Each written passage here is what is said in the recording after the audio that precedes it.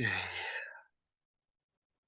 don't know why my phone says it's in SOS mode right now. I have no idea what that means, but still working. Are you stuck on an island? I wish. There you go. All right, here we go.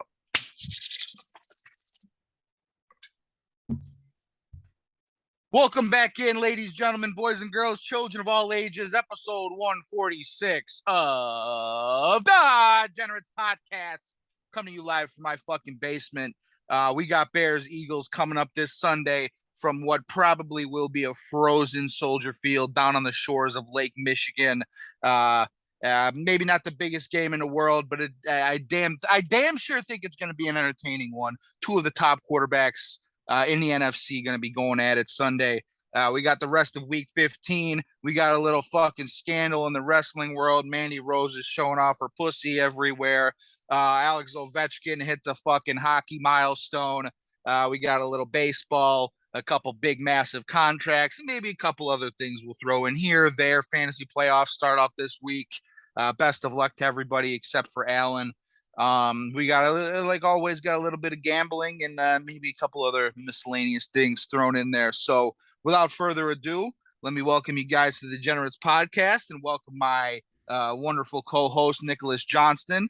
How you doing on this Wednesday? It's Wednesday. You know what that means. Oh yeah, time for some dynamite later on today. It's gonna be fun. I think winter is coming later tonight. MJF and Ricky Starks. It's gonna be fun and exciting as it always is on a dynamite. But we're in the holiday spirit. I just got back from doing some shopping, so I've been up and around, jumping everywhere. I was at the mall. I was over at the side stores. Just a little bit of fun. It's just it's nice to get the nice little Christmas spirit going and all that fun stuff and jazz. So you're gonna be wrapping up Christmas presents soon, I think. And like I said, that's always nice to.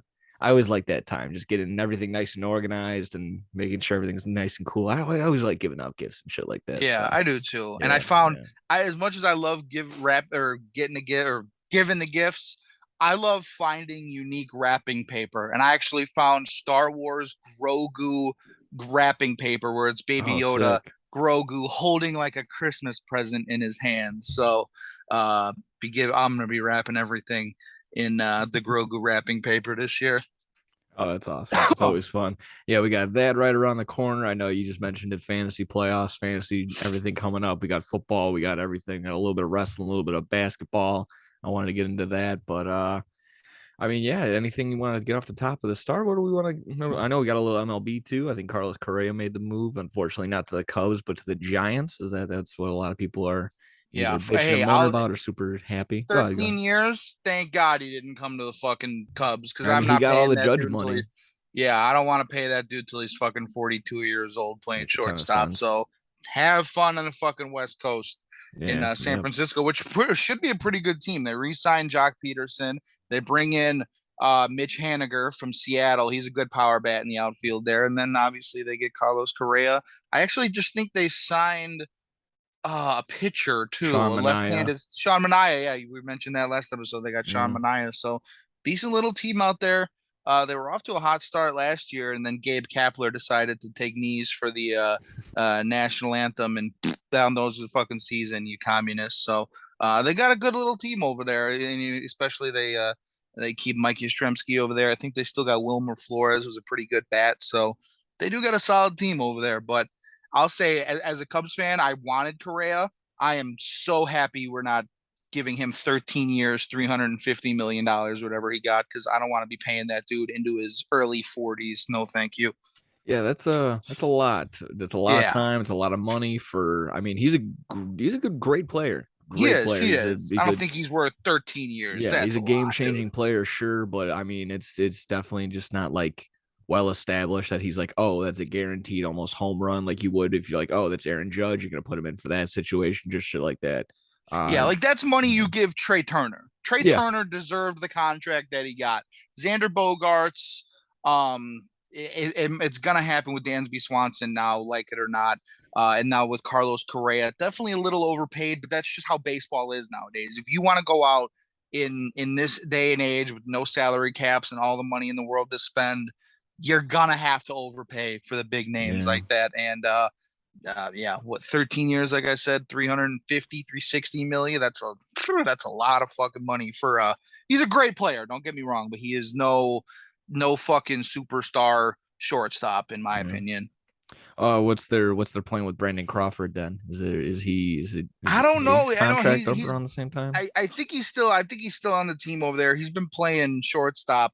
He's still got a great glove Yeah. in the outfield, but just offensively hasn't really been producing for him the last couple years. He sort of transitions from the everyday shortstop, batting 300, sort of like he's like a power guy almost for them now. He only really he's a left-handed bat, hits right-handed pitching well, and that's pretty it. So I don't know what they're gonna do. I feel like it's gonna be on one hand, it's tough to bench or not even bench, just move your championship winning Gold Glove shortstop that's been there for a decade to another position, and on the other hand, you're giving Correa 13 years, $300+ million. He's probably gonna want to play shortstop. So Yeah. I don't know. They got a interesting situation there. Yeah, definitely, definitely. I just had a thought on the top of my head. Hopefully it comes back to me. But oh yeah, we got a ton of other stuff to get into. I'm really, goddamn, I really wish I can remember that. I just had it on the tip of my tongue, but now my brain is just not clicking, not figuring it out. But yeah, I guess we'll just gonna have to worry about it some other time. Uh, no, I don't. I can't remember it. Sorry. You're trying hard over there. Don't hurt yourself. Yeah, I don't want. If you're watching on the YouTube, you probably see the steam coming out of my ears. So, yeah, no, it's not worth it. If it is, I definitely would for sure remember it.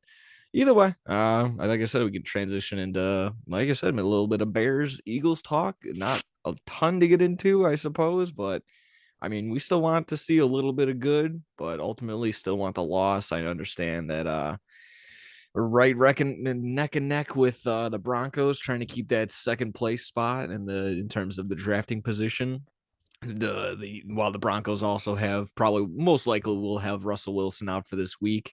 They're going up against the Cardinals, who will for sure have Colt McCoy going as Kyler Murray is torn his ACL, is going to be done for the season. Yeah. I think the Broncos, like you said right before we started, they're having oh, I just remembered what I was going to say about the Giants. Terrible. It's good that they're actually getting this righty, I suppose. I feel like you told me that they have a ton of left-handed at bats, Oh yeah, and they have like 7 of their 9 position starters last year like are lefties. They have a shit ton of lefties in that lineup. Yeah. yeah. So it's Yeah, good that Jock they, Peterson, Yastrzemski, um I can't remember the center fielder, but yeah, they got a bunch of lefties over there. so good that they got a right-handed at bat, and good enough that they ruined my intro into talking about the Bears, like I said. But yeah, he's trying to simply transition back over into that. Then we want the Broncos to win, and they actually can this week. The Broncos have a 3-point favorites at home against the Colt McCoy led Cardinals. But like I said, we're not don't want to do too much scoreboard watching on somebody else's game. We want to maintain and focus on losing our game over here against the Eagles, which is definitely manageable. The Eagles are firing on all cylinders. Like we've said, they took care of the Giants just handily. I mean, I know the Giants they're flailing around. They're injured on some key pieces. They don't have as much talent as they should. They've kind of just started out way better than they did, overproduced, and they've kind of fallen and faded back to where they probably should have been at the beginning of the year. So, the Eagles are who they are. They're going to tear us apart. I see the total at 48.5, and damn, they can do it all by themselves right there. I'm sure the Bears will score. I don't want to sit here moan and groan too much, but it's a tough defense. They adding Ndamukong Suh has really reinsured that this running defense just locks everybody down. They're getting a lot of healthy people coming back on the defensive side, but over on the offensive side, we were kind of talking about this off air. Dallas Goedert's coming back from the IR. He's a potential to play this week. If he has most likely a full participation all week, he's probably going to be a full go. That's going to just help out Jalen Hurts and make him not have to run as much. That's always a threat as well. You got Devontae Smith. You got AJ Brown. Going to have Dallas Goedert. And then everybody else on the ground, Miles Sanders, Kenneth Gainwell, if he's healthy and ready to go. But Boston Scott can still take seven attempts and go 40 yards and score a touchdown like he did last week. So, I mean, there's just threats all over the place.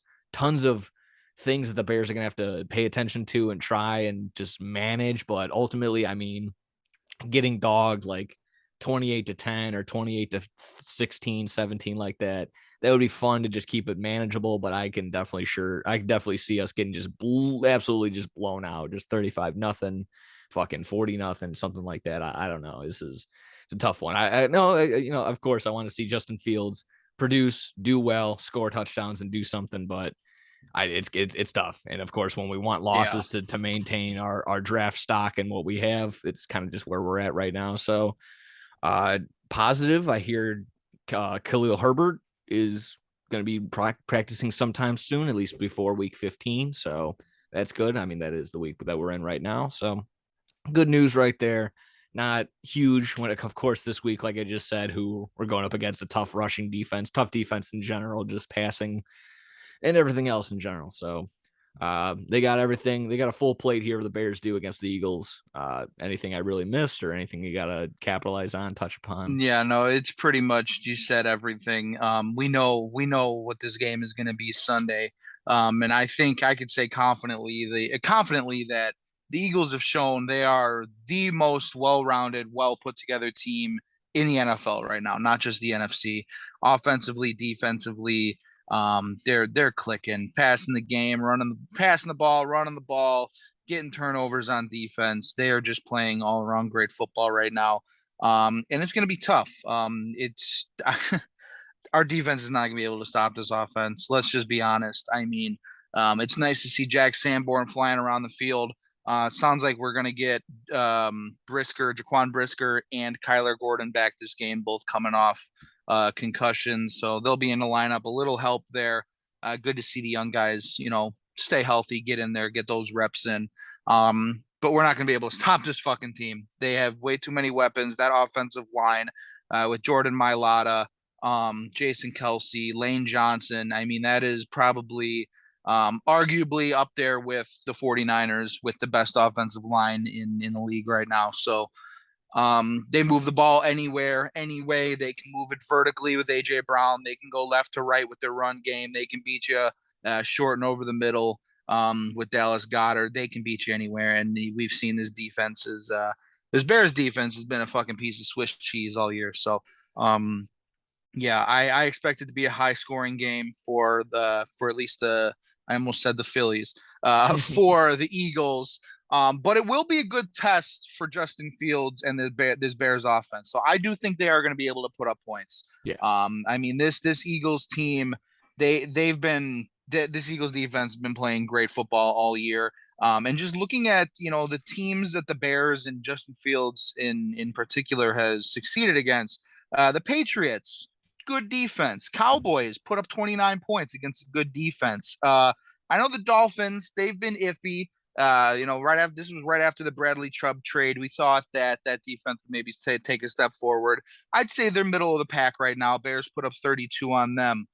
Put up 30 on the Lions. Put up 24 on the Falcons. Obviously, Fields didn't play against the Jets, but this will be a good test. I think if we were able to put up 33 points, like I said, against the Patriots and 29 points against the Cowboys, we'll be able to move the ball and at least I don't think we'll be able to keep it close, but we'll be able to score at least with this team. Yeah. So what did you say the line was? I know the Eagles are 9-point favorites. 9 48 and a half. 48 and a Yeah, half is the over 48 under and a right half. now. I'd take that. I would honestly take the Yeah. over in that right there. Cause like you said, the Eagles could score 40 easily. And I think the Bears will get in the end zone I'd say two times, at least two times, maybe fall in a third time, get a couple field goals in there. But um it'll be another good test. Like I said, Justin Fields has played great all the games that he's been healthy in. And just going up against probably the best defense, if not probably right behind the 49ers defensively. Definitely a top 5, top Yeah, 3 in the defense league. this year. And it'll be another good test for this young offense. Yeah, I think I was a little too doom and gloom on how they're going to perform offensive wise. I think just thinking of just if we're going to go back to last week, and you can't always do that, of course, but if the Giants can score 14 competitive points and then get a garbage time touchdown and I think they Yeah, finished with yeah. 22. I feel like the Bears can definitely put up 21 competitive points and then maybe put up Yeah, another I feel garbage like time touchdown. this could be like a 38-17 or like a 41-20, 41-21 game, something Yeah. like that, where it's not close, it's not competitive, but at least both teams are scoring. It's just this we know this defense right now for the Bears is fucking in shambles, and that's why we're hoping with the Broncos win, we solidify that second overall pick. Go out and get fucking Will Anderson, Jalen Carter, one of these defensive studs in the draft to shore up that defensive side of the ball Yeah. because it's been rough. It's been rough this season. Yeah, absolutely. And I think you're kind of right on that track of let's just maintain this spot in the draft. I don't really plan on us winning another game. We get the Eagles right now. Next week the Bills. We get with the Lions, and then we get the You know Vikings. what though? I agree, but I guarantee the Bears beat either the Lions or the Vikings. That's just That's how the it only goes. thing. I That's think just how it goes. The Vikings game is definitely on the table only because I feel like the Vikings probably will bench people like Cousins. They'll probably bench Justin Jefferson. They'll probably end up benching Dalvin Cook and shit like Yeah. that. So I mean, I like I said a week or two ago, I think Alexander Madison can still help out and put up a good game, and maybe a guy like KJ Osborne can still help out and score enough on the Bears, but that's still a little scary knowing that probably the Bears are still going to be putting out their top guys and still wanting to in their heart go out with a win or in some sort of something like that just to keep their heads up high. But yeah, that last game is a little sketchy as of right now, a little up in the air, especially with the Vikings just not looking good. Even if they're gonna have their top guys and they're getting ransacked like they did against the Lions, I mean that just goes to show you how their season is going. I just Yeah.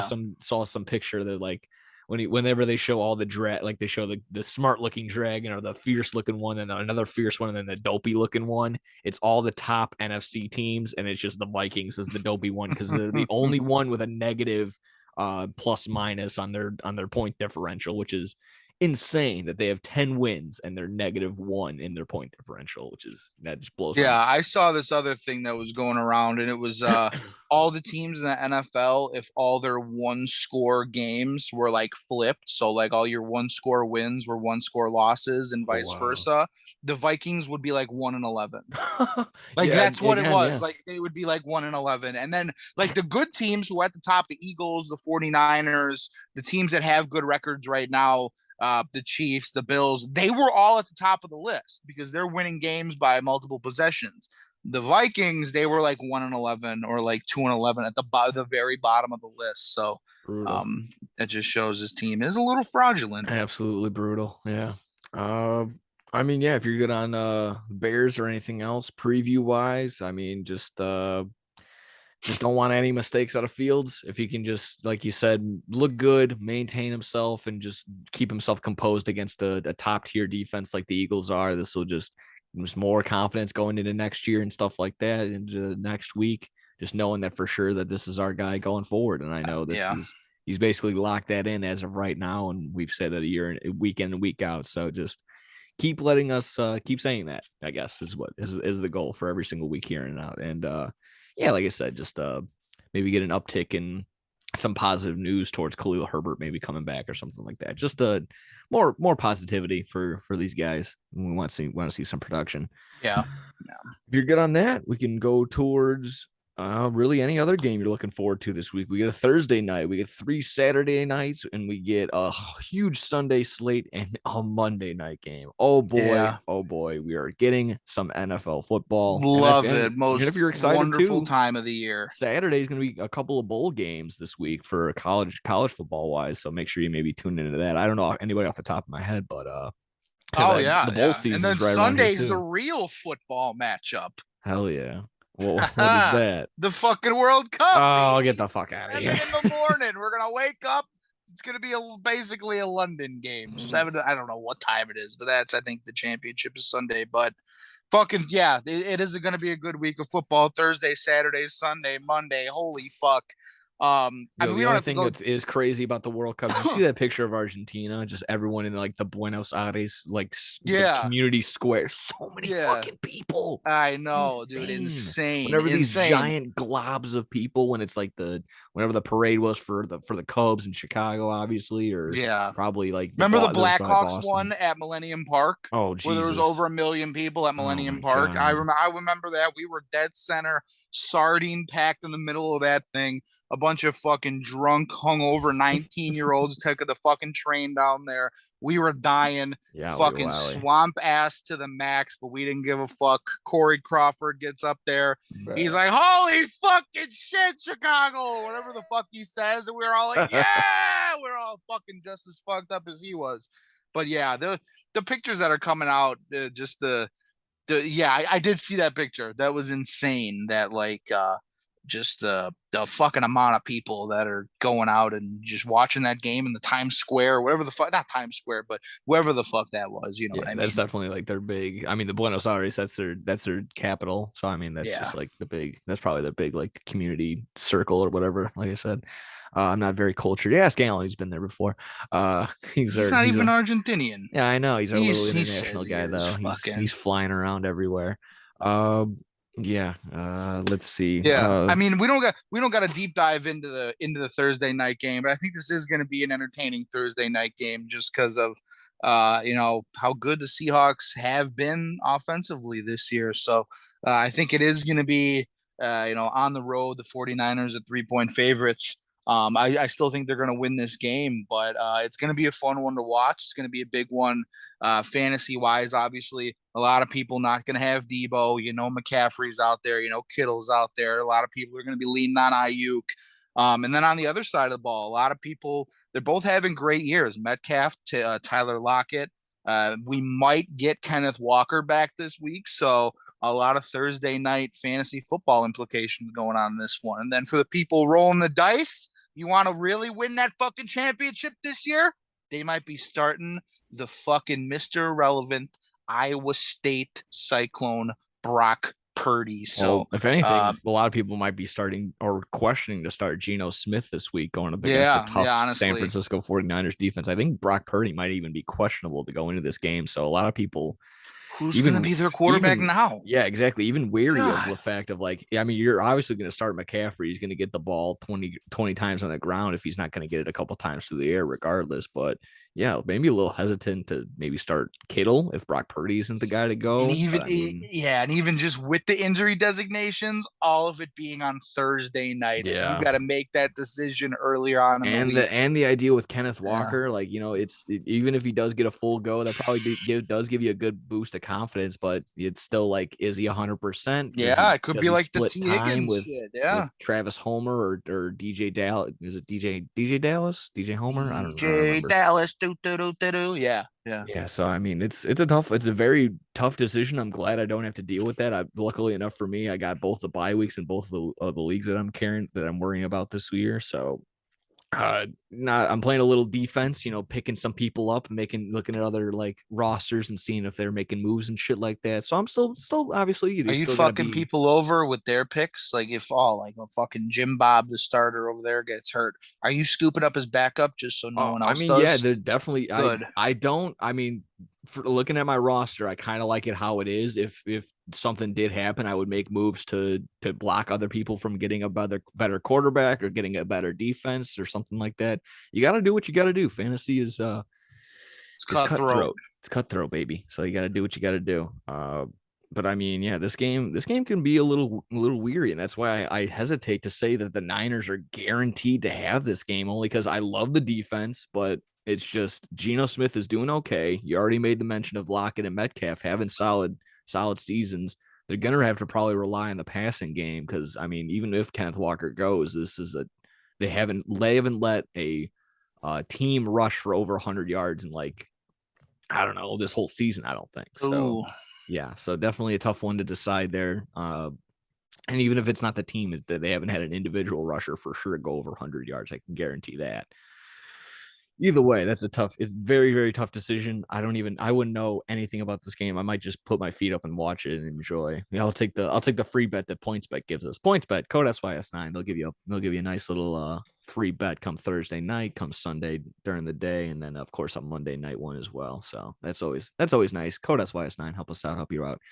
Hopefully, they give out some free Saturday bets as well. Oh, that would be nice. Roll the dice, a little lightning bet. R.I.P. Drew Brees. Like, what other games are sparking your interest? Speaking of lightning, I think Saturday, obviously, Colts Vikings. I think that'll be a snooze fest. Ravens yeah, Browns. That'll be ugly, just like fucking Ravens Steelers last week. Hopefully, uh, looks like Tyler Huntley actually practiced a little bit this week, and what's his name? Other quarterback Lamar Jackson's still not practicing for the yeah. Ravens, so don't Bengals know what we're fans will gonna be get watching there. that one, trying to make sure that the Yeah, Ravens don't win, obviously. And looking at it right now, the Browns have a 3-point favorite. I think, Deshaun Watson, he's looking really stinky the past couple games. He might get it just about right. I think the only question mark is if they're going to have a fully healthy Amari Cooper. And the only thing that's also puzzling me quite, I'm like, what's going on over here? Is Nick Chubb's utilization ever since Deshaun Watson has got in? It's just like, what's up? What the hell is going on? I have him in another league. He's only really getting rushing yards. He's not really getting any pass attempts or passing or targets or anything like that. So I'm just like, where's the disconnect right here? Why aren't we giving the ball to Nick Chubb 25 times? I know we can. I know I said we, but I mean, I know the Browns can now rely maybe a little bit more on their arm. They like Deshaun Watson a little bit better than Jacoby Brissett, but you gotta go to Nick Chubb. I'm sorry, that's just ridiculous for him to only have maybe like less than 20 attempts in any sort of capacity. That's not a good way for the Browns to win a football game. And I know, was it last week or the week before? They got shelled by the Bengals, but the week before they completely relied on their defense and beat the Texans. So I don't know. I think the game plan definitely should be to go to Nick Chubb. That's just my mind if they yeah, want to have a and dominant win. especially this time of year, if you're lucky enough to have one of those big bruiser power backs, late in the season, everybody's banged up. It might be cold weather, especially in Cleveland or wherever you're playing. Um, And the Ravens' unless run defense obviously, isn't really unless you're in that a dome. good. Exactly. And this is a time of the year where a great run game can really take over and solidify and win teams games. Because let's be honest, you're beat up, you're tweaked up, you got this banged up, you got a little injury, it's fucking 20 degrees outside, and you got Derrick Henry or a fucking Nick Chubb or just one of these big fucking power running backs, even like a Zeke Elliott who can be physical at times. You're gonna have to fucking try and tackle that dude 25, 30 times a game. It definitely takes tolls on defenses late in the year. So Physically and mentally. um, You're looking at him coming yeah, at you like, fuck, I gotta do this yeah, again. fuck I gotta hit him yeah, again. Like, God. And I mean, that's actually a good transition, a good point to to look at a team like the Dolphins, be like, hey, that's probably why they haven't been winning games as of late. They don't really yeah. have a reliable run game. They No, not at all. Just had Jeff Wilson Jr. go out with a hip injury. Raheem Mostert, he's okay. He's just not the powerhouse back like a Nick Chubb or Derrick Henry that you're going to rely on, that you're going to give the ball 30 to 35 times in his belly and say, hey, go. I mean, it's just not the thing that they do. I know they have a huge passing opportunity, but just Tua hasn't looked at himself.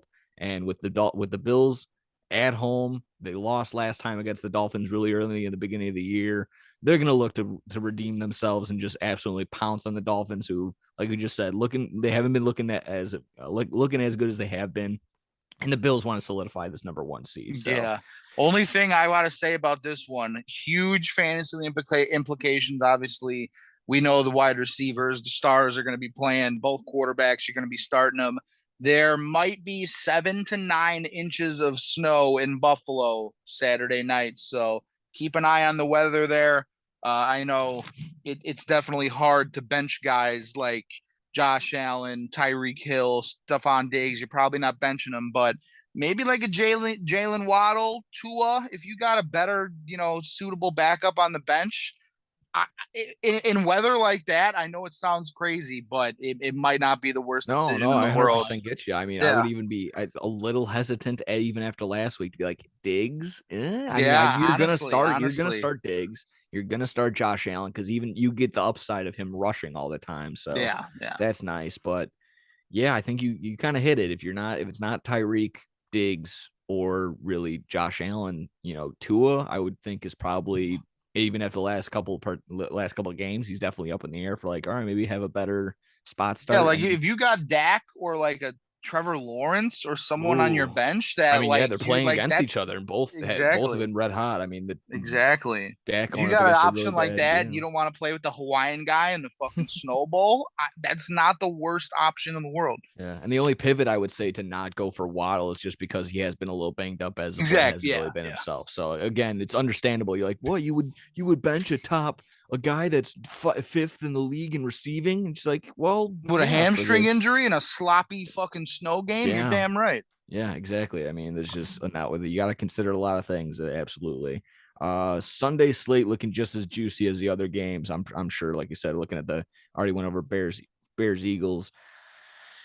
Again, something if you would have told me at week 15 you were gonna love and enjoy the Lions and the Jets, I Oh, would be I like, knew you were you're going to insane. it. I knew Yeah, you were going to it. I'm yeah, excited too. exactly. I mean, if you told me that at the beginning of the year, I'd be like, you're insane. You're criminally insane, and if you don't step away from me, I'm gonna call the police. But yeah, the Lions and the Jets. And even right now, I saw actually that I think the Lions were favored by a point when this opened. I could be wrong, but this is going to be exciting. I know the Jets at home, they're pretty good. Good defense. Going to be a little up in the air whether they have a healthy Mike White or if they go back to Zach Wilson. I don't really know what the go back and forth is there, but I mean the Lions they're scary Hey, right Joe now. Flacco played a little bit the other day. Oh, that's true. That is actually true. Joe Flacco was the backup. I was like, whoa. When Adam Schefter tweet came out after Yeah. that, I was like, oh shit. Yeah, when Mike White got folded in half like a Dude, fucking he got beefcake. fucking speared. Oh my God, by Matt Milano. Oh yeah. I mean, Beautiful form.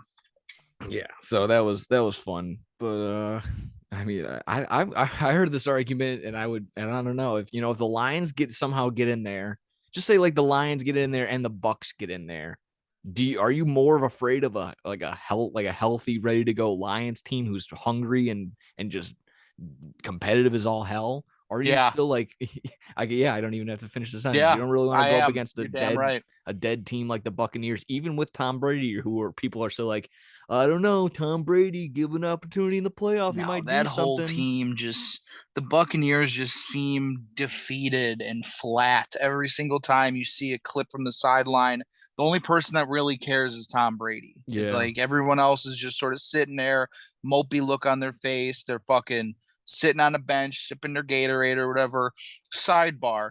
Did you see the video of the kid that got onto the sideline and was drinking out of Tom Brady's Gatorade bottle? no, I don't that know is what it wild. was, but some kid found it and it had the tape that said TB12 and he drank it. And I don't know what it was. No one knows what it was. The kid didn't say what it was, but he spit it out and he made the most disgusting look on his face. He's like, what? And he looked at the bottle. He's like, what the hell is this? And then the video ended. So that kid was fucking hilarious. I don't know who he was, how he got on the field, and how the fuck he got his bottle. But I Currently want to being know, held in a lab for yeah, testing. I want to He know hasn't seen what his that. parents since. Yeah, I want to know what was in that damn bottle. I think Tom Brady's drinking like avocado juice or some sort of Oh, fucking fruitcake smoothie on the side. I don't oh, know what it is, but it made this kid audible, not audibly, visually like disturbed after he yeah. drank this. He was like, "What is in this?" It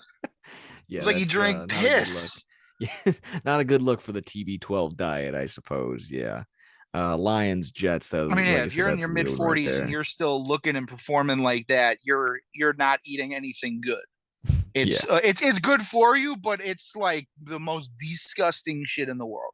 Yeah. On the flip side, a game that we should have been more excited for. I mean, just kind of while we're on the conversation of them, Bengals Buccaneers. Definitely should have been a more competitive game, but the Bengals probably at this point they're firing on all cylinders. They definitely way beyond their Super Bowl hangover. They trumped fucking the Rams when it came to that. They got all of that and more. They might be done for a couple of years because of all that. However, the Bengals, like I said, looking good. Buccaneers on the flip side, completely terrible. They're in shambles. They're 3-point dogs at home, and I for good reason. If they lose this game, the Panthers or let's see, is it the or the Falcons might slip into first place or be tied for first place in that division, which is Wow. gross, just absolutely gross.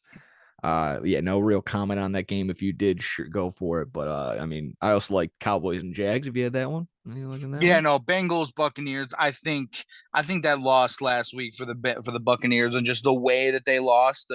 If they, we know as fans, we sit here and say there's good losses, there's bad losses. No one wants to lose if you're a professional athlete, but at least if the Buccaneers lose that game and they stay competitive and maybe Brady had a last second drive where they came up just short and they were right in it with one of the best teams in the league in the 49ers, even though they got their third string quarterback in, then maybe you could be like, okay, the Bucks, they got the roster, they got the talent, they got Brady.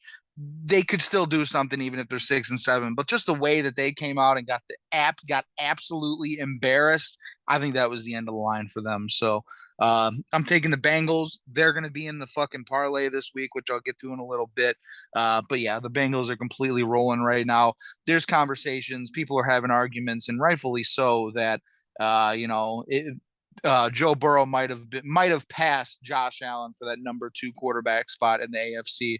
I can see it the way he's been playing recently, but yeah, this team is just That's completely still tough rolling to right now. say. It Talent is wise, tough I'm to gonna say. lean towards Josh Allen. I feel like he's just more of a freak athlete. But I mean, you can when you have the same weapons that Joe Burrow does. I'm sure that a lot. I'm not taking away anything that Joe Burrow is or has or talent wise, but there's a lot of he's got a Yeah, and lot of good I pieces. agree. I'd still put him third or fourth in the AFC in the quarterback, but just that they're having conversations now about it, just the conversations alone is Yeah. showing how good that team is playing right Like now. in my mind, I'm just thinking about it right now. Jamar Chase and T. Higgins can both be number ones on any team. Yeah.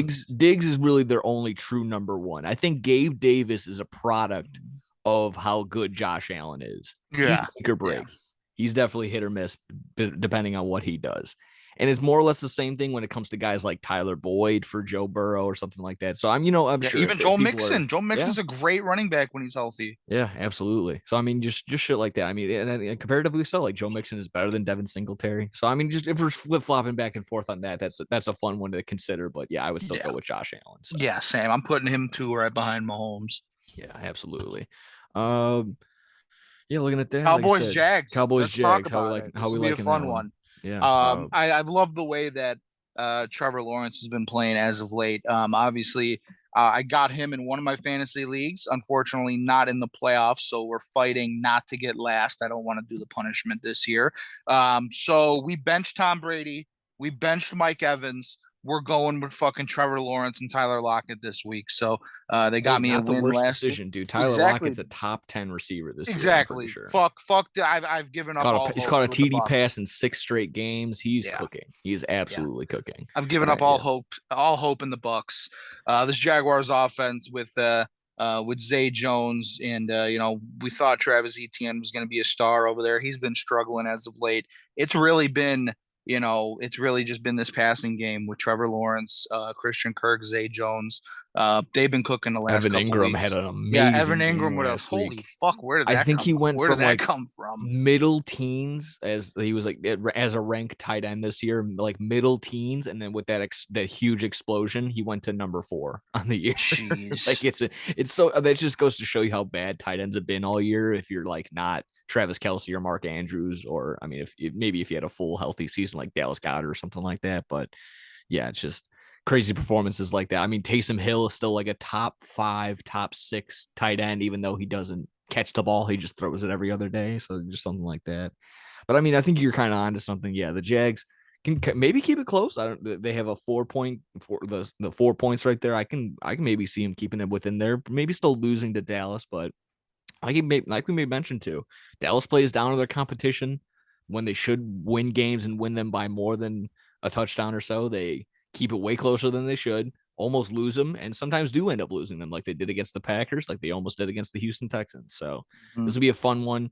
Zay Jones, Christian Kirk, Evan Ingram, like you just said, cooking up Ooh, for I gotta Trevor Lawrence. sneeze. And Gonna if mute the yeah, mic here. and if Travis Etienne is actually able to get somewhat of a better go. I know he's been a little banged up, not really the best as of late, but still all like the capability of just breaking off a 60-yard run at any point in time. So it's just, you definitely want him out there. You definitely want him playing so on a game like that. So it's going to be high scoring. I think that's going to be great. I think that's going to be fun. That'll be a good game. Maybe take the over in that game. Maybe take the +4 on the Jags. I don't know. Maybe get a little greasy. Maybe throw the money line on there. Maybe I will. Yeah. Yeah, the volume is definitely there with ETN, and it's been there. It's just last 3 weeks hasn't really been producing fantasy wise. And I know a lot of people, myself included, you might have taken them in the middle rounds of your draft. Yeah, you hit it big for 6 7 weeks there. But like I said, the last month of football hasn't really been playing. But like Nick said, don't fear. The volume is there. I think he'll have success against a good Denver defense. But on the flip side, I think that's going to be the key, the running backs for Dallas. I mean, Tony Pollard and Zeke have just we've gone back and forth. The Cowboys have gone back and forth. Starting Zeke earlier in the year, you see the emergence of Pollard. Everyone says Pollard has to be the number one. I think they're both number one over there right Yeah. now. Like really, they have the perfect. Going into the season, there was no doubt that it's like Nick Chubb and Kareem Hunt are the perfect like go-to combo at the running back position. I'm arguing right now that Zeke, just as of right now, week 15, Zeke and Tony Pollard have taken over that number one. Without a doubt. Yeah, have taken over that number one. Tony Pollard is Yeah. just explosive At the in beginning of the year, yeah, in the you probably would. receiving the Yeah, game. Yeah, you would have in the said receiving that. game, he is unbelievable. Yeah, you would have Yeah, went and with then them. you Go. get You close would. down to the goal line there, and Zeke just finds his way into the end zone, gets those little 2 3 4 yard touchdown rushes. It's the perfect combo right now, and obviously they get a healthy Tyron Smith back at offense or their left tackle. Still got Zach Martin, the best guard in football. They're just they found something with that running back duo over there, and that's going to be their bread and butter going forward. I think both of them have good games this week against a pretty weak Jaguars defense. So I think they're both must starts in fantasy if you have them this week. Yeah, 1-2 punches without a doubt. I think you're completely right. You can without a doubt start Tony Pollard. You can without a doubt start Zeke at this point. Yeah. At the beginning of the year, people were probably like myself. They were probably like, oh, Aaron Jones and AJ Dillon. Yeah, Who yeah. are the one you just said earlier? I can't think of it. Probably like Kareem Hunt and yeah, Chubb. Hunt and Yeah, Chubb was probably like everyone's one A, and then I mean anyone on probably the Eagles running backs in this little vicinity. But they're at this point they're kind of like a trio, similar to the Ravens, how they run with 3 different people at this point too, 4 different people if you want to include the quarterback. But yeah, I think that's definitely the best thing you could say. Maybe even Dalvin Cook Madison isn't too bad. yeah, but I wouldn't start Madison without a doubt. No, no, no. No, you have the talent there. You Swift, don't get Jamal the Williams. yes, You that's got to another one start right there both for of them. sure. Yeah. That's another one for sure there. And then, if he was healthy, Damian Harris and Ramondre Stevenson is for sure taking the full role right now. I think he might I know he might be down and out this week. Not entirely sure. I think he was a little banged up on that Monday night game. And might actually get Damian Harris back this week. We'll see how that goes. But I think the last game on the docket for me that seemed interesting. It has like a little bit of fantasy for sure, and then just for these teams is going to definitely be important. 7-6 versus 7-6, the Titans versus the Chargers. Chargers at home, another one where they kind of just need to win games, similar to how the Titans need to win games. Not for the Titans, they need to win to maintain the division, but they kind of with the Colts still doing very very bad. I don't know. Actually, thinking about the Jags still has a possibility if they win this game against the Cowboys, but getting ahead of myself. Titans need to win this game for the sake of their division. Chargers need to win this one for the sake of getting in the wild card and maintaining that sort of playoff presence right there. So they need to get some wins. Very, very good win against the Dolphins last week. Herbert had a phenomenal performance, over 300 yards passing. I think he's primed for a good spot right there too. I think the Titans have Yeah. one of the worst passing defenses in the league. So guys like Keenan Allen, Mike Williams, and then hopefully my boy Austin Eckler can do some damage in the passing game, something like that. So I think that'll be nice. I think the Chargers might take it just for the sake of the fact that we've always argued that the Titans are kind of a little fraudulent. That's the word that we throw that F word around, and I think that's kind of sticking. That's the team that it's been sticking to as of right now. A little bit of the Yeah. Vikings for sure against the Titans. So anything on this game? Yeah, I think this is the game where the Chargers sort of pull away and maybe solidify themselves as either the 1 or 2 seed wild card wise in the AFC. So they got the Titans, the Colts, the Rams, and the Broncos from here on out. And if they come out and heaven forbid, they got to stay healthy. They got to keep Mike Williams and they have to keep Keenan Allen on that damn field.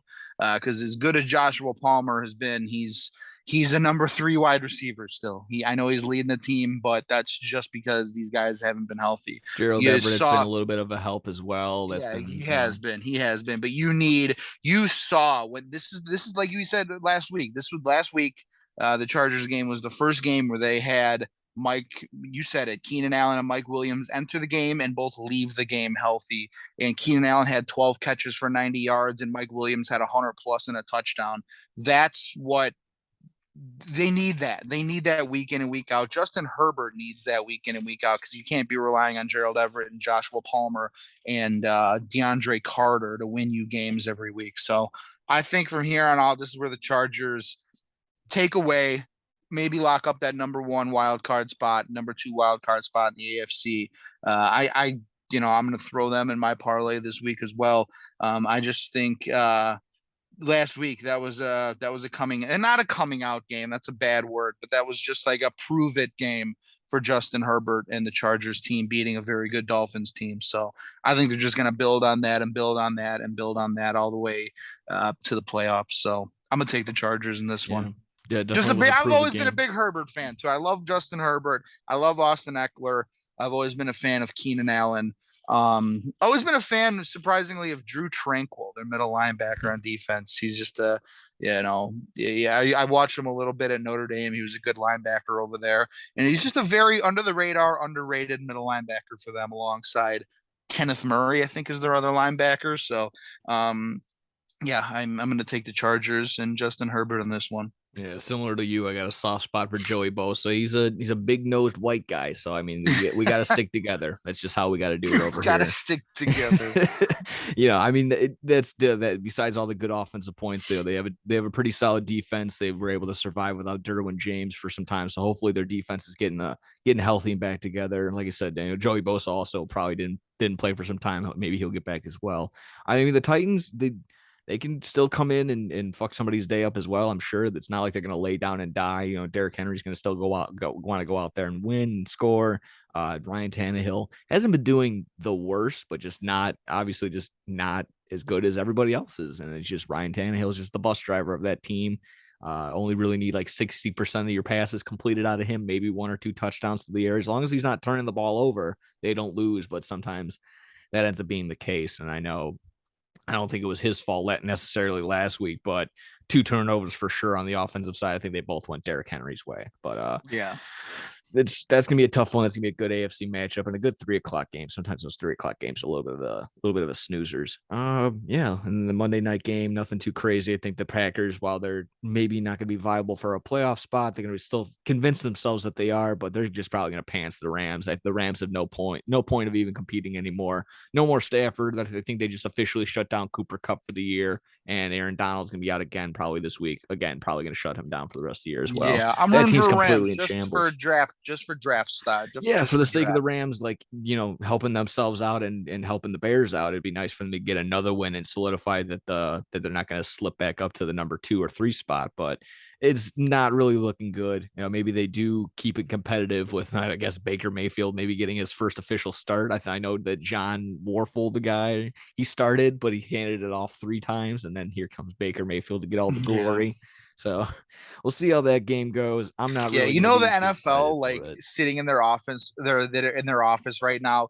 they are pissed because when they put this schedule together, they're like, oh, week 15, Monday night, Aaron Rodgers and the Rams, both teams going to be vying for a playoff spot.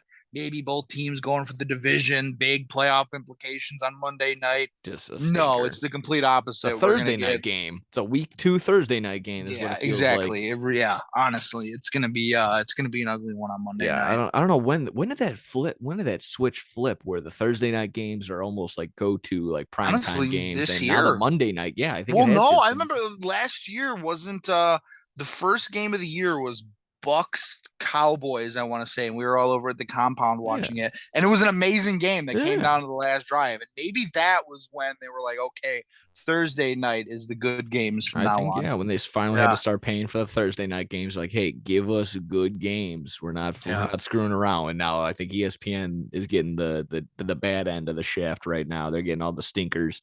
They got Patriots, Cardinals. They get, yeah, Rams Packers this week. Ugh, not looking too Baker good. Mayfield against fucking Aaron Rodgers. Ugh. Yeah. I'm gonna That watch it about, just for that. Just for that. yeah. Hopefully they get into like a fist fight or something after the game. That'd be pretty good. Either way, that about wrapped up games that we're looking at in week 15. Did you have any, I don't know, gambling, anything else lingering on NFL games? Anything you want to I had one little parlay that I've sort of been alluding to. A little three leg money line parlay. Actually code got SYS9? pretty good odds on it over here on PointsBet. Use promo code SYS9. Sign up now. Your first two fucking bets, risk free up to $2,000. If you got a problem, you're gambling on fucking soccer at 1 in the afternoon, like I was today. Probably call 1-800-GAMBLER. Like I said, I got a three little money line parlay. It's not letting me do the boost right now. Usually it's not until like the weekend, Saturday, Sunday, Friday, maybe they give you the It boost. might not But be able to do the boost because you're not signed in. Make sure you sign in. let That me always gets see. me. That Oh always gets yeah, me. that's it. That's Yep. it. There you go. Okay, so we're signed in, logged in. What the fuck? Give me my fucking boot. Oh, it's still not giving it to me. Whatever. I'll just give you guys the fucking bet straight up. Three leg money line parlay. We got the Minnesota Vikings money line over the Colts. I think even though a little fraudulent over there, I think that offense is still good enough to put up some points that the Colts just won't be able to overcome over there. So I'll give a money line Vikings over there.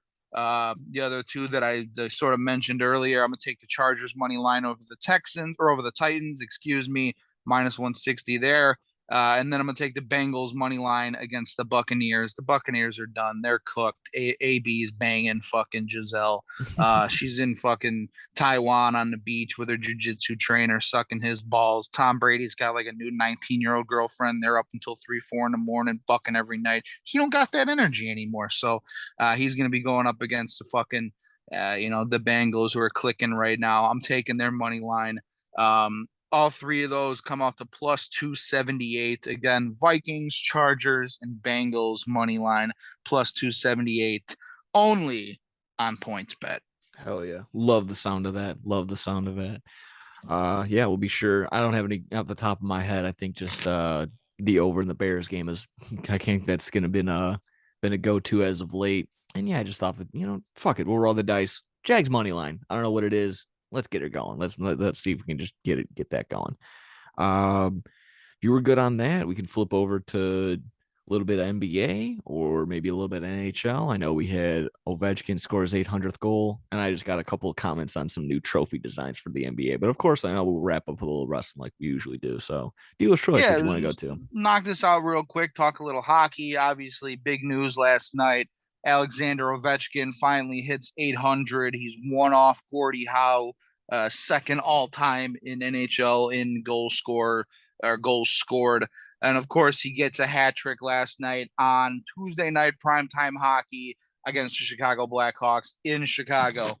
And I was saying to Nick before we started recording, obviously NHL and ESPN, they got this new deal now. They really like to push their primetime game. So you're always getting the alerts whenever you're on Twitter. You see, they're promoting the game Ovechkin versus Cross or not Ovechkin.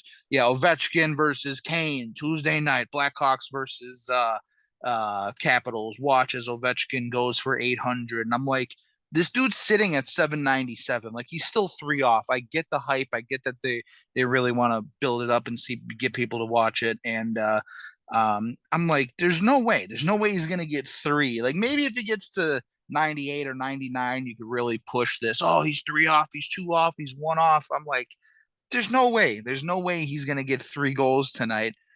Man, was I wrong. 20 seconds into the game, Ovechkin scores a goal. And I'm like, okay, yeah, he's definitely going to get it.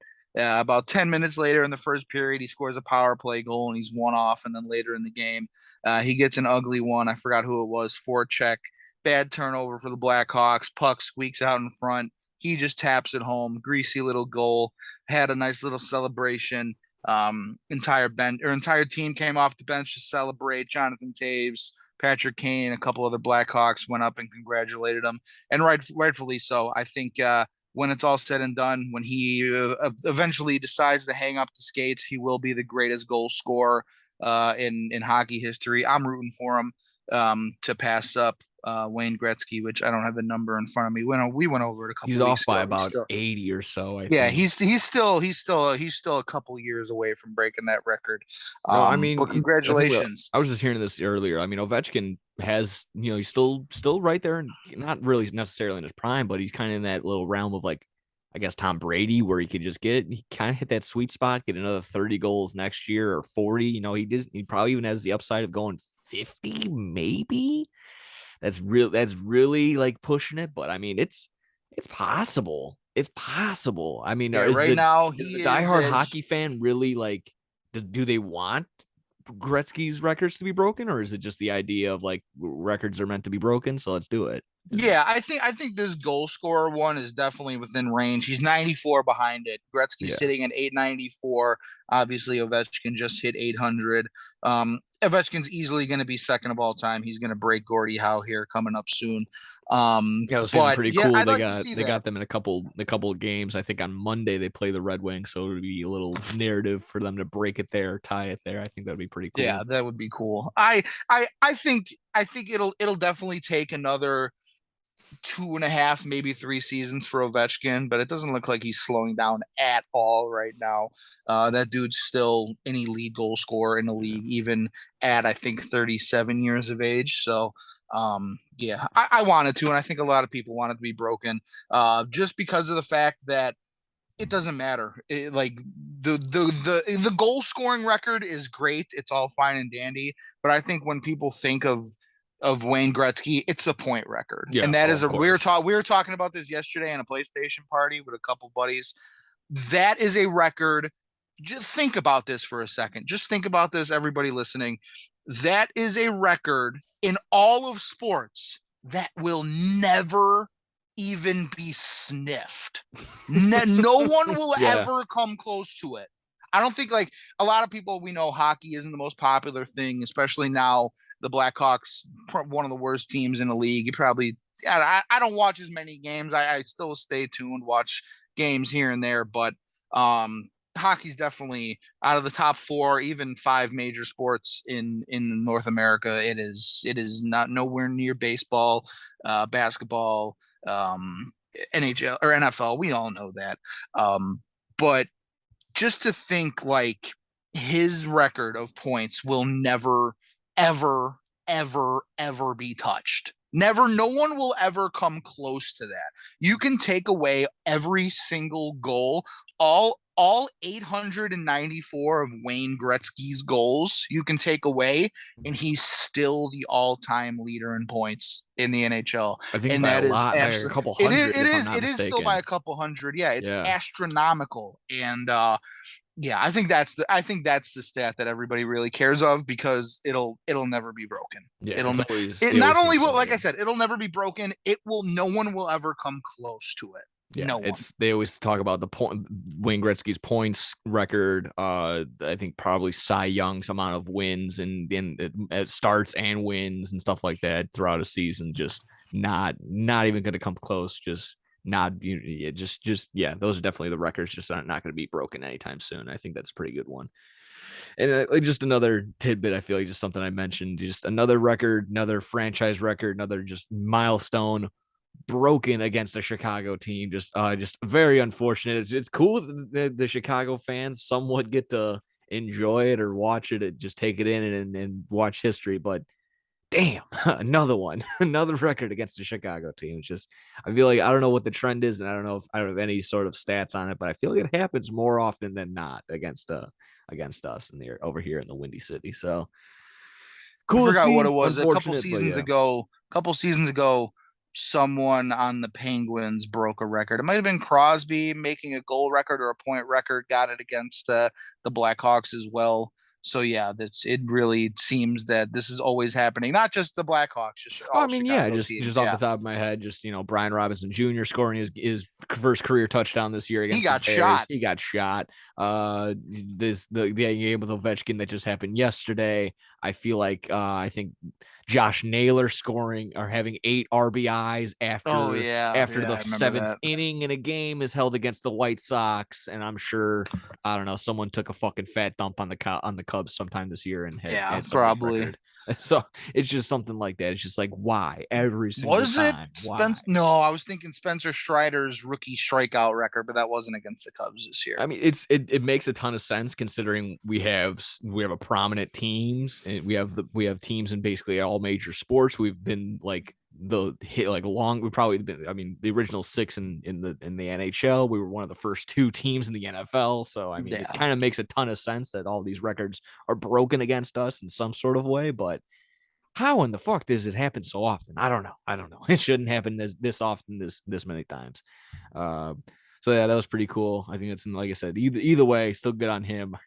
I do like the comments though. Like I said, I'm a little bit outside looking in when it comes to just NHL. I keep up with scores and shit like that, but when it comes to like players and where everyone goes and everyone's name, it's a fucking whirlwind. But looking through like people talking to shit, I would just love the comment. It's just Ovechkin does this, he's this, that, and the other, and the top comment is always Crosby better. just simply, Yeah, just yeah. simply that. Oh, It's I've always my seen the same favorite. thing with I know we're going to talk about it in a minute here. This is probably a good transition. The new MVP trophy in the Yeah. NBA. And I Yep. saw a lot of all the posts, obviously, that it's the new Jordan MVP. And the first top comment, LeBron's better. Like, relax, relax. Yeah. Let First of Michael all, Jordan at least no, just, he's yeah, not. no, And he's just not. second of all, like, yeah, it's about damn time that Michael Jordan finally has a trophy named after him in the NBA. I'll just go over this really quick. I love how it looks. It's really there's tons of like Easter eggs and stuff like that. So I'll go over it. The NBA posted a picture of it and all the points of articulation and stuff like that. And like I said, it's 23.6 inches in height and weighs 23.6 pounds, a nod to his jersey Mm. and the amount of championships he's won. The What crystal about ball, 45? He was 45 for a little bit. we don't talk about that. We I don't know talk that about was the that. Jordan we don't talk about. Yeah, We don't talk exactly. about that. 23 on the top of there's a crystal ball, 23 point face faceted crystal ball, and not his jersey number once again. He's on this platform, it's angled at about 15 degrees, a nod to his 15 seasons as in his career. The base is 5 sides, a nod to the amount of times he's won the MVP, and there's a little nameplate on the front of it, and that's 6 sides. That has 6 sides, and again, that's to represent the amount of championships he's won. So, I mean, this is a hefty piece of uh Yeah, of geez. artillery, excuse me, not artillery, of hardware right here to run around and hold. I think it looks great. A lot of people are bitching and moaning for the exact reason that you said. Just they don't think maybe Jordan doesn't deserve it for X, which is ridiculous to say. To say that he's not the best in any sort of capacity is just wild. But I mean, I guess you can just sit here and say that's bias and whatever the fuck. But again, it's crazy. Again, just more people just like not good with change. They don't like new things. But I mean, this Jordan one looks phenomenal. The other ones, in my opinion, they're not bad. They just look like maybe I'm just showing my how I grew up as a kid. But did you ever freeze like your toys in the freezer as a kid? Like you ever just like get a cup of water and then just let it down? Yeah, That's yeah. exactly how I feel these other trophies look and feel like to me. I don't know. That's just they look okay. and they let it fine and all, but everyone's just mad at the names and that we're using history and that, oh, you use John Havlicek instead of Jamal Crawford for the Sixth Man of the Year award.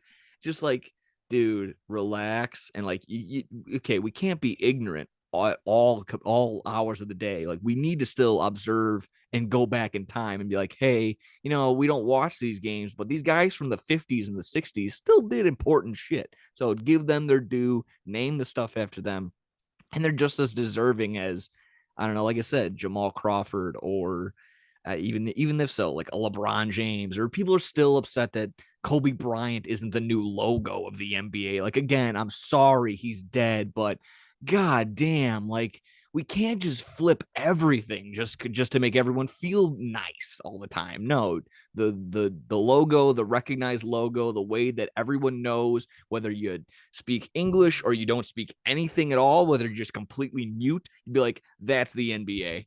They play basketball. That's a sport. But if you just changed it all right now, again, I'm just going on a tangent right now of everything. It's going to look bad. It's going to look stupid. And to anybody that doesn't already know, they do have an award after Kobe Bryant. Well, for some, it might not be important in some light. It is the MVP of the All-Star game. And to those on the outside looking in, you might not see that, oh, it's just a little award that they won't care about. In my mind, the players are going to care about that award. So that's still a nice award to be named after, to still have. Like, we always joke around and say, oh, the All-Star game is just, they're going to put up 200 points. They don't play any defense. Now that they have this Kobe, they've had it for two or three seasons now. Now that they have that name on the MVP, it means something to them. They want to win that. They want to go out there and still perform for the honor of putting up and like honoring Kobe Bryant in that aspect. So I kind of went off on a crazy tangent all over the place, but either way, these trophies look nice. They look good. Any thought on these guys? It is a cool looking trophy. It's always great when you can immortalize, and there, you don't even need to immortalize Michael Jordan. Everyone knows who he is. He Even is if the NBA. you could never watch a basketball game in your entire life, and you still know who Michael Jordan is, unless you live in a fucking mud hut in some corner of the world that, just some third world No, country. even then, I would be like, I could show them a basketball, and they would probably be like, Michael Jordan. I'd be like, Jordan, yes, yeah, yes, yeah. Like everyone yes, you knows who got that it. is. So, yeah, it is a cool looking trophy. Just the little intricacies, like you said, the five sides or the six sides or whatever it is, the angle that they put the degree on, Tons of detail. Love it. just a lot of little details like that. That's definitely cool. It's a cool looking fucking trophy. Yeah, and like nice and hefty, nice and sturdy. You would probably think someone like the Heisman or something like that. It's like Yeah, yeah. probably in the rings of that. Again, and you could be the judge of whether or not you like how this one looks or how the other ones look. I think the other ones look okay. It's just like, who really cares? I mean, up until now, they really didn't have any like recognizable names. I don't know.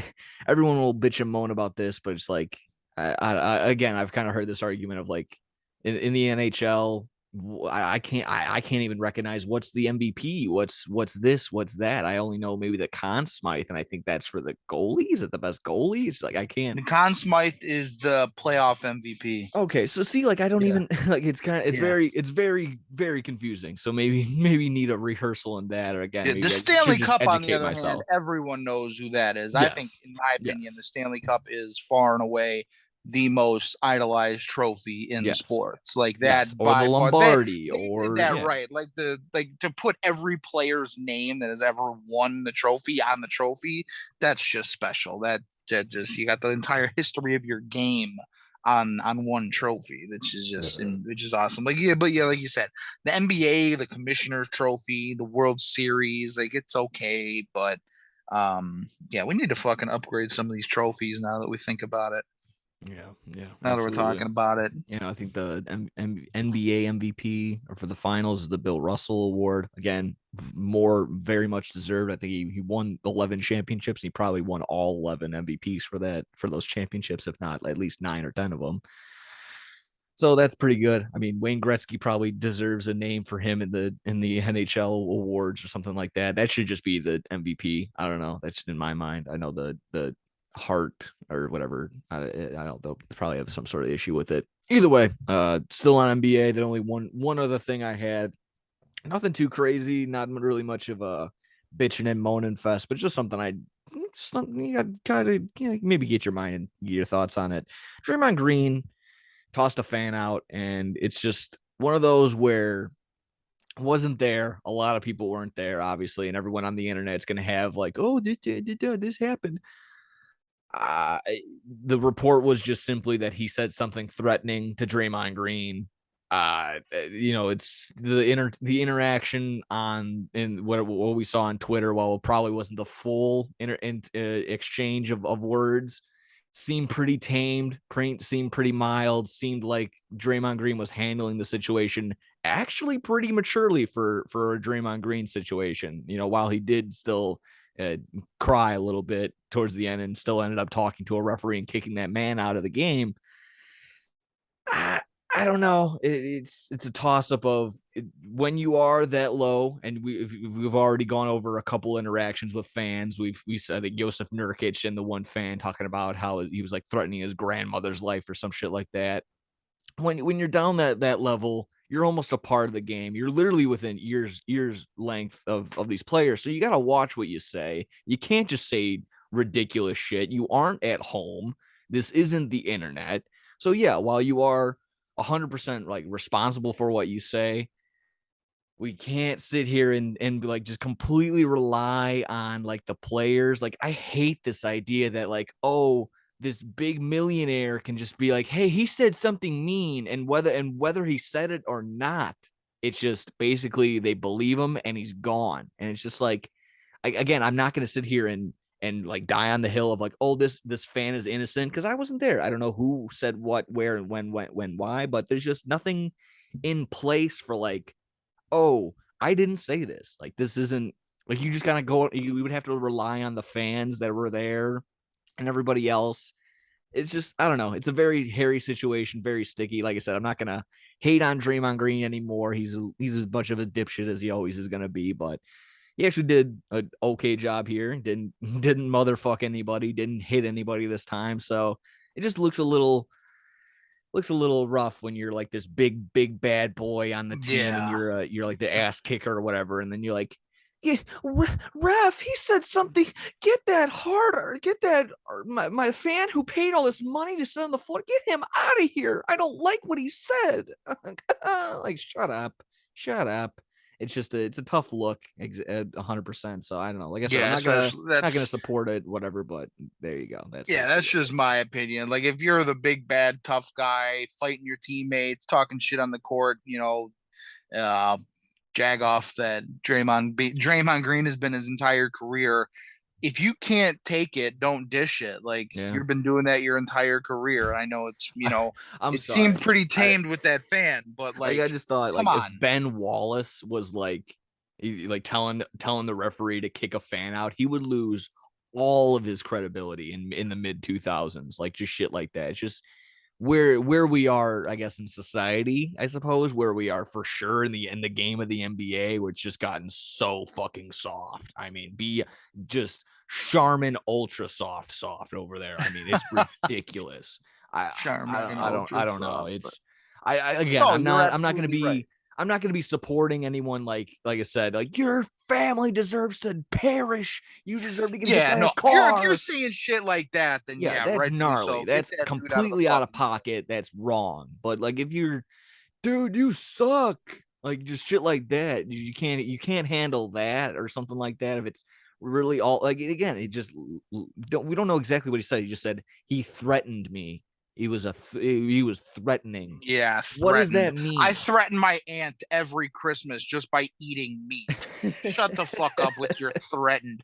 Yeah. Pooh, I just spit all over the ground. That's you really you're threatened. Threatened is anything nowadays. So Yeah, it shut the just from coming from big fucking donkey face retard fucking I'm again, gonna fight my and it's teammates that at too. Like at the practice. You're gonna you're threatened cry by a about guy it. that's Shut probably a up. foot shorter than you. I mean, like I said, I didn't really get a full rundown of this guy, but I don't know this intangibles. But if you're 6'8", 6'9", 270 pounds, and you got 12 other guys ready to help you out, I wouldn't be worrying about a fan who's being a Yeah. little mean to me that day. I would probably Yeah. say, "Hey, Suck it up, yo, you pussy. shut up," and then call it a day. Because that once you get one of those, like you're done. Unless you're like a comedian and you're ready to have like a comeback ready to go. Unless you're like on all of your wits ready to go, you're gonna be sitting in there and you're gonna shut the hell up the rest of the way because you don't want to get embarrassed any more than you already are. So I mean, again, I don't know, tough look both ways. NBA can handle it however they do. I don't think anyone's getting anything out of this, but a lot of people, again, online, I don't really look into it, but someone, I don't even remember the name. They're like, they should be they should be taken out. They should be identified, and it should be going over the intercom of who this person is and why they're be getting kicked out. I'm like, whoa, Yeah, whoa, you whoa, might as whoa, well whoa, whoa, just whoa. give them their Yeah, address and their exactly. Like, whoa, whoa, whoa. social and What where are they we work, doing here? contact their Yeah, we're just employer. gonna dox Shut the this fuck person up. to 30 to 40,000 other people in this building. Like, no, no, that is ridiculous. No, that's not how we do this here. And that's exactly what they do in the NFL games when an idiot runs onto the field. We're not gonna stop the game, take a picture of him and be like, this is Jimmy Smith from Downers Grove, and we're gonna make sure that he doesn't come back to any more Bears games this year. So if you see him, make sure you say bye. Like what whose idea was that? And like I'm only brought that up because it was like highly upticked and highly retweeted. I'm like, who's sharing this thought? Why would you Probably think this is a people good who don't idea? watch basketball, Yeah. have never been to a basketball game, have no idea how the interaction between players and fans work. They're just probably fucking Karen sitting on their couch with a bowl of gluten-free sherbet with a fucking bottle of wine with their 8 cats all Yeah. alone. Oh yeah, we should fucking end his life.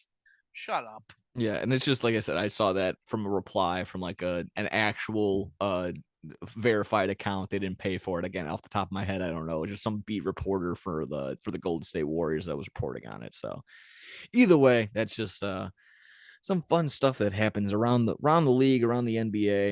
You know Um, how like you go to a sporting event and let's just say like a White Sox game. You know how they have like the pitching machine where fans can go up and they can just throw the ball and like the little side attractions that most sporting events have. yeah, They should have one where you can fight the players.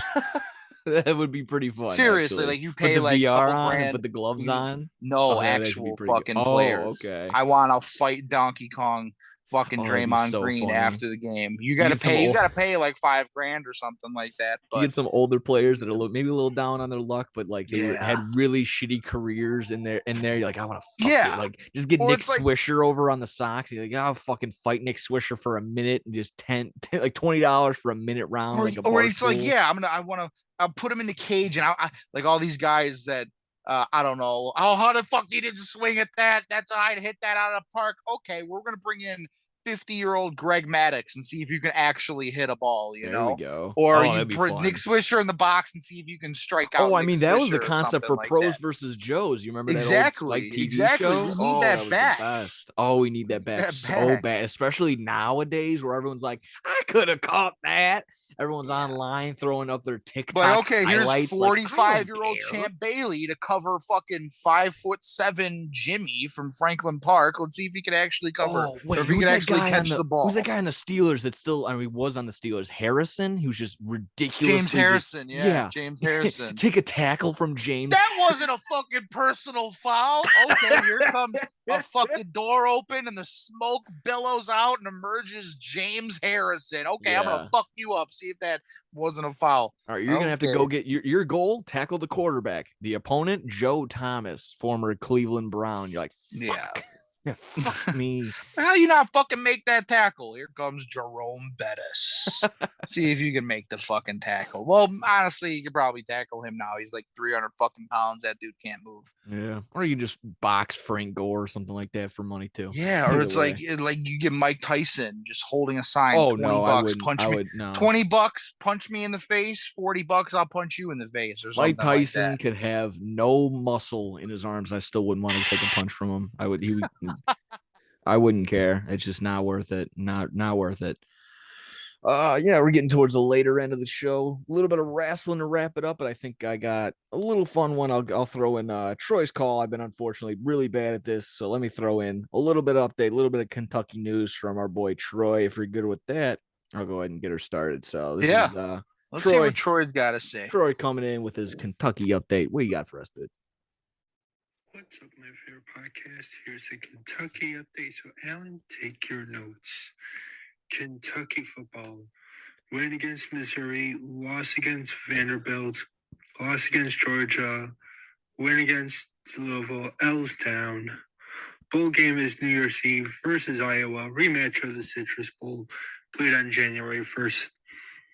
And Rich Scangalero got fired because he can't call a fucking play to save his life. 3rd and 13, and you're calling a 2-yard screen pass. They ain't gonna cut it, Rich. If that's Rich Scangarello, if that's even your real name. I think your real name should be Hot Garbage, personally, but Burn. You lost me a lot of money, and you lost the Dodgers a lot of money. Sure. In 2024, I'd like to invite the. Sorry, words are hard. In 2024, I'd like to invite the Dodgers to the Kentucky football or bust trip. We would just go down to Kentucky, watch a Kentucky football game, do some stuff in Kentucky, then come home. And yes, we will have Alan take his notes. Transition to the Kentucky basketball. Howard and DeQuincy were wins. Loss against Michigan State, win against South Carolina State.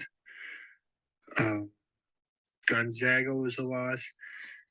And back-to-back wins against Bellarmine and Florida. And in 2023, Kentucky basketball will be coming to the United Center.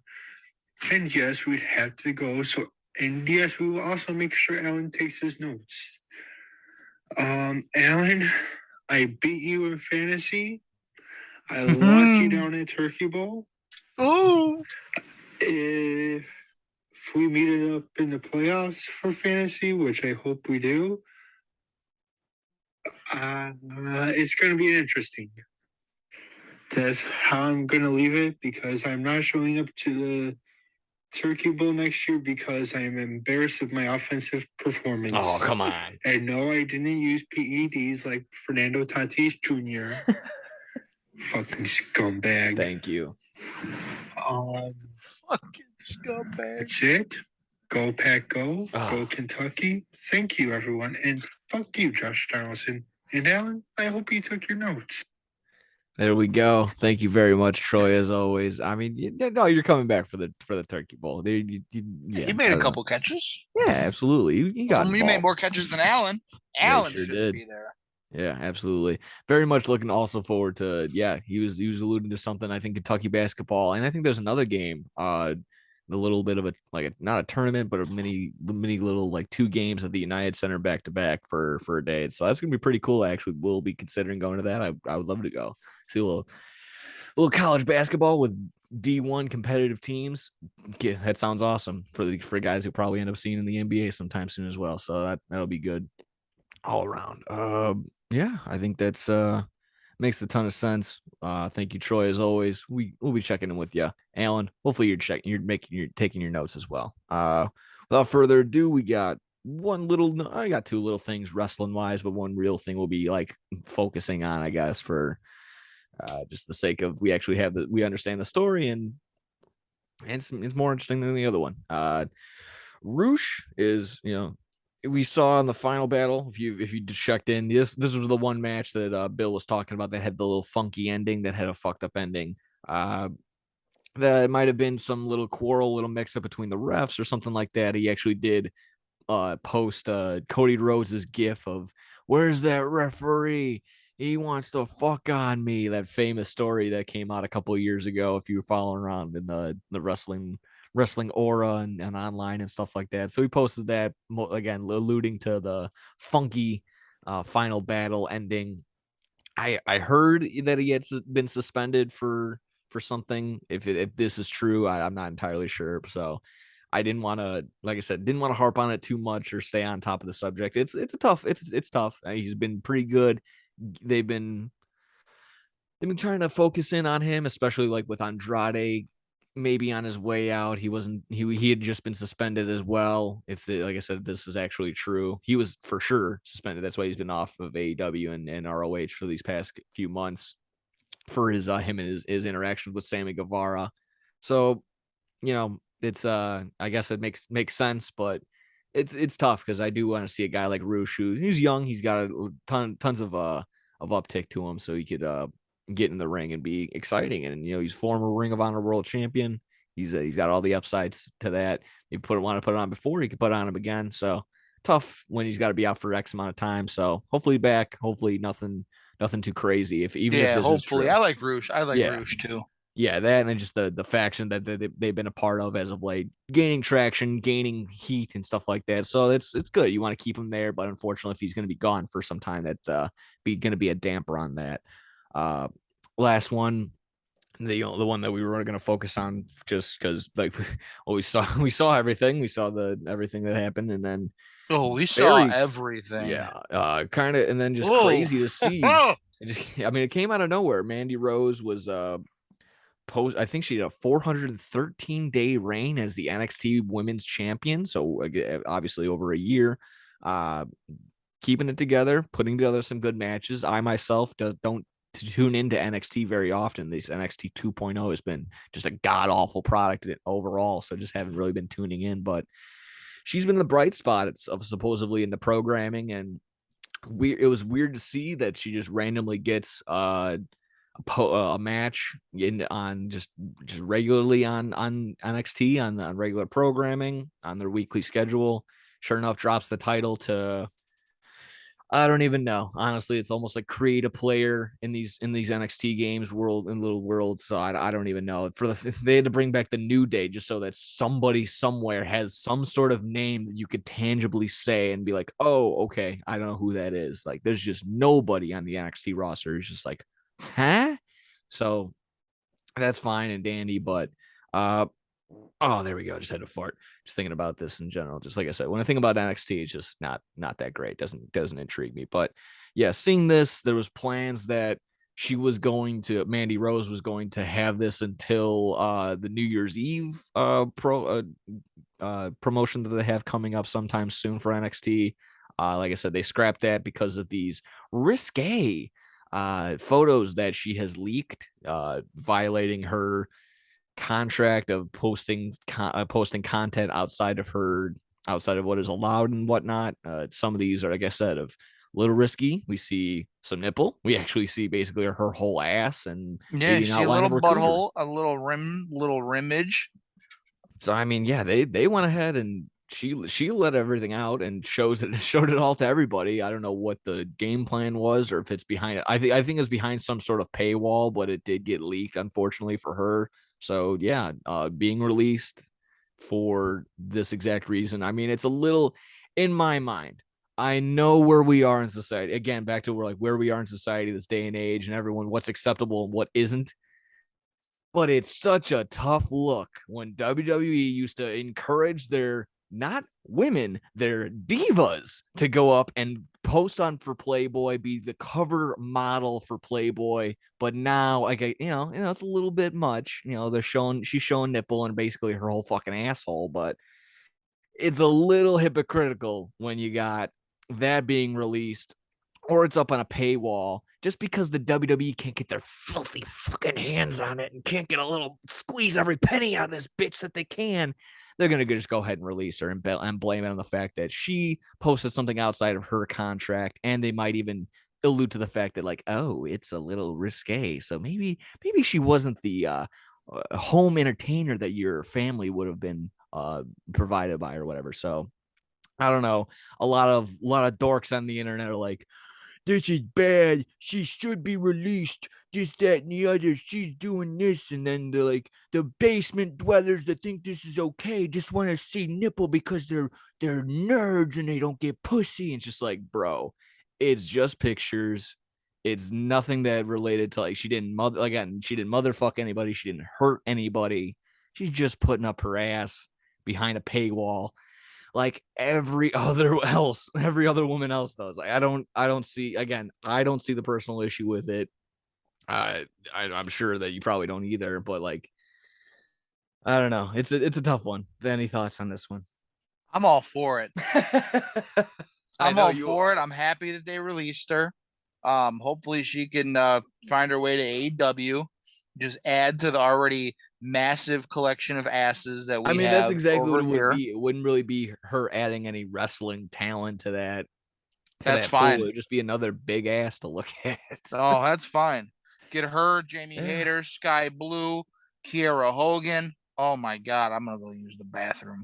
I'm all for it. No, but I again, like you said it perfectly. Like just the history of WWE and all the exploiting they've done of women over the years, whether it's the bra and panties matches, the fucking the mud matches, I mean, they encouraging them just to. dropped. I don't know if you saw. They dropped the 9 lives of Vince McMahon on Vice this week. On this actually just happened. Just premiered last night, Tuesday.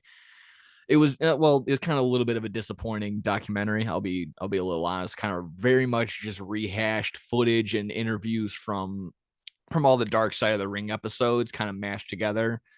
But yeah, when you go back and it's like not only just all the scandals that Vince McMahon did himself, but when they just show this B-roll footage of him making out with Trish Stratus, making out with Stacy Keibler, basically sniffing Stacy Keibler's asshole right in front of 50 million people or whatever, 5 million people live on television.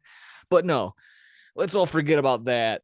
But because this bitch put up, she's just like in the shower. I don't know. I know. Like I said, I'm not the biggest Mandy Rose fan or whatever, but to like sit here and like to hate on her or to like put like shame on you. What are you talking about? It's crazy to think that. It's just whatever. And I know these wrestlers, and especially if you're in the WWE, you get a big enough contract, but a lot of crazy weird fans are still gonna do a lot for some side action. So yeah, doing these side posters and stuff like that, it's still gonna be encouraged to do. It's still gonna be like it's money. It's money to be made, so they're gonna do it. So I don't know. In my mind, like I said, I feel like it's simply not what she put out. It might be a little bit, but it's not the fact that she put it out. It's the fact that the WWE isn't getting any compensation for some extra Yeah, and I side wouldn't stuff. doubt that at That's all. the only reason that they're making this any sort of big deal. If it was for free and it just like accidentally got leaked, she probably would have got suspended. But like just because she's getting paid for it, she breached part of her contract and must be released. Ridiculous. Just so fucking ridiculous. And again, just shows you how they go 2 steps forward, the WWE does, and then just 3 giant steps back every single time. It's just I'm reading this every time. They're like, "Oh, we're bringing in all this new talent. We finally got Braun Strowman back and Bray Wyatt and Carl Anderson and Luke Gallows." While those names all suck, besides maybe Bray Wyatt, but I mean that's if you're into mythological, scary monsters as you're wrestling. If that's what you're into, go He's been for it. telling this story about his uncle for fucking like 2 months I now. don't When are you care. gonna Yeah, actually Uncle wrestle? Howdy, shove Uncle When are Howdy up you your actually gonna ass. wrestle? Like, what the fuck are you doing? Yeah, it's Like, just you're so not boring. MJF. Yeah, You can't go out there. MJF, this sounds so stupid, but Nick, you'll understand what I'm saying. If MJF never wrestled again and just went out there and fucking talked, it would still be entertaining. yeah, Like that's 100%. how good he is. No, And yeah, 100%. obviously, I want to see him wrestle because he's a great wrestler. But like, no one's on that level. And Uncle Fuckface, Howdy Doody, fucking Bray Wyatt, Bray Wyatt, how you fucking those stupid way he talks. I want to Yeah, punch him. yeah. I mean, It's yeah, if you're into that slow, methodical wizard bullshit, I guess you like it, but that just seems so stupid to me. I don't yeah, like I know just like you, I don't watch it week to week, but I stay up to date with sort of what's going on in WWE. And it's just like he came back and he's still talking about whatever the fuck he's yeah. been talking about for the last 2 months. Like, are you gonna wrestle? Are you gonna Yeah. have a feud with anybody? You're just gonna sit there and talk. And that's exactly what it was some report about Triple H's feelings towards all the new talent that they've just hired. Like no one's really what would it be? They're not really making a name for themselves while they're always like, oh, cool, they're all back. It was maybe a little bit of like, oh, they're all back at the same time. So we can't really feel like anyone's special.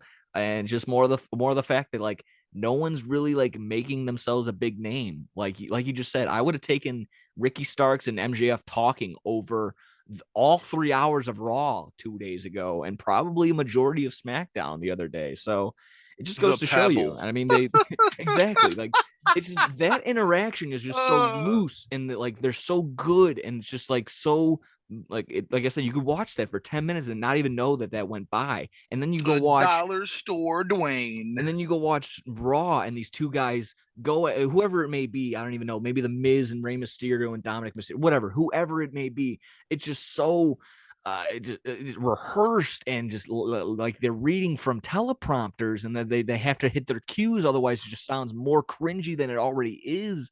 And it's just not good. It's simply not good. So all those hardos that say this, that, and the other, I mean, it's just simply that. It's just like I said, the talent that they brought in isn't hitting their mark. Triple H just really isn't getting there. And the more reports of, Dwayne the Rock Johnson might win the Royal Rumble, and they were like, well, what the fuck was this all even about then? Like, what are we doing if we're just gonna put Rock versus Roman Reigns, and then maybe we'll get Cody and somebody else, and then they're all freaking out like we're like Gunther. I mean, Gunther's great. Walter is great, but going up against Brock Lesnar, he's not a good matchmaker. That isn't what he's going to do. If you want to watch Brock Lesnar get chopped 20 times and then watch Walter get thrown around 20 times, that's what that match is going to be. I don't understand why everyone gets all wrapped up in what a Brock Lesnar match is going to be. So that doesn't spark my interest. It just doesn't. Again, all these guys, I know too much about the back, like how the sausage is made. So I can't like any of these guys. I don't like how Triple H is. I don't like Shawn Michaels just because their fucking attitudes and what they used to do back in the day. So can't get around it. Don't like it. Whatever. That's basically it. Honestly, otherwise we can just keep going and going on about wrestling and all that fun stuff. But it is what it is. It is what it is. Yeah, winter is coming. Winter is coming. Winter is basically here for AEW. That'll be fun later on tonight. We'll be packing up in a little bit and heading on over to Mike's to watch that. MJF, Ricky Starks, winner take all for the Dynamite Diamond Ring and the World Championship. Fucking House of Black in action. They took off that fucking women's tag team match with Jamie Hayter, Saraya, and Britt Baker. So something must be going on there. Yeah. I thought that was gonna be fucking Sasha Banks, but I guess not. Nah, I think they'll just probably be eating into some time. Sasha Banks is going to be at Wrestle Kingdom, the New Japan show, so that'll be cool. And that's actually probably going to be coming up in I think this Saturday, like 2:00 our time. Yeah, I don't know, so something like that. But that's the report that Sasha Banks will be at Wrestle Kingdom. That's also the big thing. It's like, Wrestle Kingdom and New Japan posting something like first time ever that WWE, AEW, New Japan, and Impact talent will all be at a New Japan show. And I'm like, Carl Anderson is the WWE talent, quote unquote talent. So I don't know if that's really what we want to see. Again, he's defending his never open weight championship that we were talking about a couple months ago. Never open weight. It should be called Nobody Ever Watches. Yeah, never gonna want to see that match. It should be called Nobody Never Gives a Fuck championship. Yeah, exactly. So that's okay. I'll tune in the rest of it. I know Will Ospreay versus Kenny Omega is probably going to be a part of that, so that'll be awesome to see. Either way, tons of fun stuff. We got wrestling on the docket later today. We got your fantasy football playoffs that starts this week. Make sure you're tuning in for, not tuning in over here, but we'll have a fantasy football show for our D's Nuts League, so maybe tune into that or something if you want some more insight to our league, insight on some fantasy. If you just want to hear some fun stuff, more shit talk, we'll be doing that later. But yeah, good luck to everybody. Alan, take your notes. Thank you for everyone for listening, tuning in to episode, what are we, 146? 146. One thing before we go. Pretty good one. Go ahead. Syndergaard to the Dodgers, 1 year deal. What? Noah Syndergaard, the Dodgers. 1 year. Not DC. He's been okay the last couple years. he stepped up. He did just enough in his Phillies role to just be a viable option. If he could be a good enough arm, there you go. Like I said, either way, 146 in the books. Thank you for listening, Troy. Thank you for tuning in, sending in our thing, sending in the voice call. Sorry I couldn't get to it until now. Everybody else, thank you for tuning in. showing up, watching us on YouTube, still listening to us on SoundCloud, Spotify, Apple Music, whatever you want to do. Share us around. We'd appreciate that. Points bet, code SYS9. Help yourself out. There's some risk-free bets and help us out over here. Anything else, if I'm not mistaken, take care, enjoy, good luck everywhere else. Watch some football, watch some wrestling, do it all. That's it. See you guys next week. Oh, yeah.